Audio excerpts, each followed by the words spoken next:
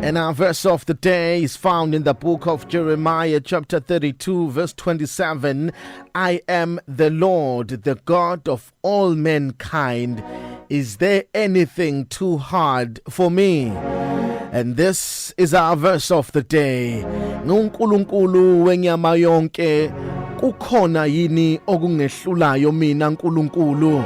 Nanku umbuzo namhlanje kuseni uNkulunkulu akawubuza wena, ubhekene nesimo, udlule into enodlula kuzona, ubhekene nosizo, ubhekene nalo noma ngabe isiphi isimo ubhekene naso namhlanje, uthi uNkulunkulu, is there anything too hard for me?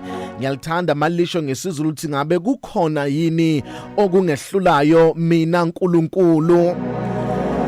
As you are starting your day, ubhekene nezimo obhekene nazo nezinto odlula kuzona, kukhona yini okumahlulayo uNkulunkulu?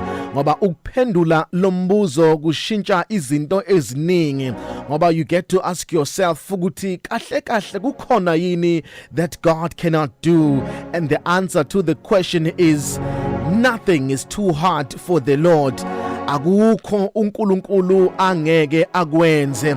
Uma ngeke ukuthi akukho uNkulunkulu angeke akwenze, kusho ukuthi asikho nesimo angeke asishintshe, ayikho nendaba angeke ayilungise, azikho nenyembezi angeke azisule, akukho nokukodwa uNkulunkulu kumehlulayo. There is nothing that is too hard for my God. Uma kwazi ukukhuluma ngamazwi kuGenesis chapter 1 verse 1, wathi makube khona ukukhanya kwavela. Lokho kusinikeza isiqinisekiso nethemba lokuthi nothing is too hard for our God. Akukho angeke akwazi ukukwenza.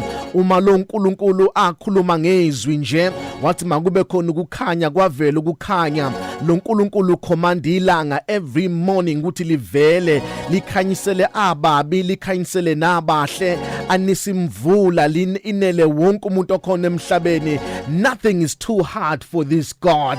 Umekwazi lo uNkulunkulu ukuthi avule nolwandle lubomvu Israel ehambe emhlamathini womilo, lokho kusinikeza isiqiniseko nethemba lokuthi impela akukho okumahlulayo lo uNkulunkulu. Icela ukuqinisekisa nawe as you are starting your morning, nothing is too hard for my God.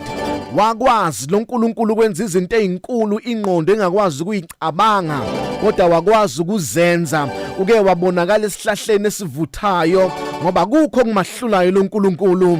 Uke wakhipha uIsrael after 400 years under oppression, wawukhulula egqilazweni abaseGibhithe. Nothing is too hard for this God. Uke ngelinye ilanga wabonakala, wenza uIsrael wathola imvula yemana, ungekho phekayo ehlane, wanisa imvula yemana, badla abakwa-Israel ehlane. Lokho kusinikeza isiqinisekiso sokuthi nothing is too hard for my God. Akukho okumahlulayo lo uNkulunkulu.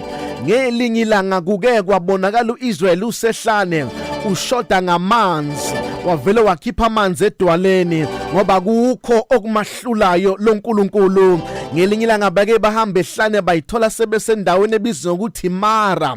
Bathi mabefika bafica amanzi akhona ayababa, wawashintsha amanzi ababayo abamnandi, ngoba nothing is too hard for this God. Make bathi behambe ehlane, ingubo bebeyigqokile zakhula nabo, izinto abebeyifakile enyaweni zakhula nabo, zangaguga zangabashiya, ngoba nothing is too hard ngalo uNkulunkulu. Bathe behambe ebusuku, waphenduka waba insika yomlilo, waba ukukhanya kubo. Emini waphenduka waba insika yefu, wabahola ehlane, ngoba kukho okumahlulayo lo uNkulunkulu. Nakuwe namhlanje kuseni ngicela ukukhumbula ukuthi akukho okumahlulayo uNkulunkulu. Noma ubusuza ukuthi ithemba lilahle, ubona sengathi izinto ayishintshi, izinto ayiguquki, akukho okumahlulayo uNkulunkulu. Akukho okumahlulayo uNkulunkulu. Asikho isimo esimahlulayo uNkulunkulu. Ayikho indaba angakwazi ukuyilungisa, awekho amanketha angakwazi ukwaqashula, ngoba uNkulunkulu. Nothing is too hard for this God.